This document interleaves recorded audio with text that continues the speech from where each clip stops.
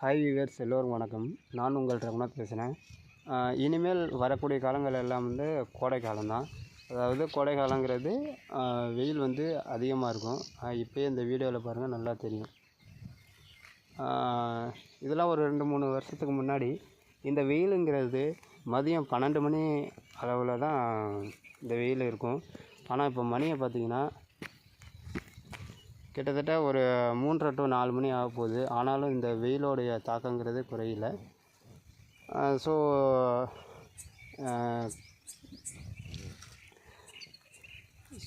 சூழ்நிலையை மாற்ற முடியாது. அதாவது நம்மளை சுற்றி உள்ளதை இயற்கை சூழ்நிலையெல்லாம் நம்மளால் எதுவும் பண்ண முடியாது.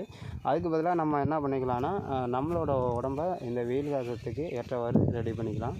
அதுக்கு என்னென்ன பண்ணலான்னு கேட்டிங்கன்னா, பழைய சோறு சாப்பிட்றது, தினமும் 2 வேளை குளிக்கிறது, அப்புறம் ஜூஸு இது மாதிரிலாம் எடுத்துக்கணும். அதாவது குளிர்பானங்கள்னு சொல்லுவாங்க. குளிர்பானங்கள்னால் கரும்பு ஜூஸு, எலுமிச்சை ஜூஸு, இது மாதிரி ஜூஸ்லாம். அப்புறம் கம்மஞ்சோறு, இது மாதிரிலாம் எடுத்துக்கிறது நம்ம உடலுக்கு நன்மையை தரும். ஸோ இது மேற்கொண்டு உங்களுக்கு எதுவும் ஒரு ஐடியா இருந்துச்சுன்னா கமெண்ட் பாக்ஸில் கமெண்ட் பண்ணுங்கள். அடுத்த ஒரு வீடியோவில் சந்திப்போம். நன்றி, வணக்கம், வாழ்க வளமுடன்.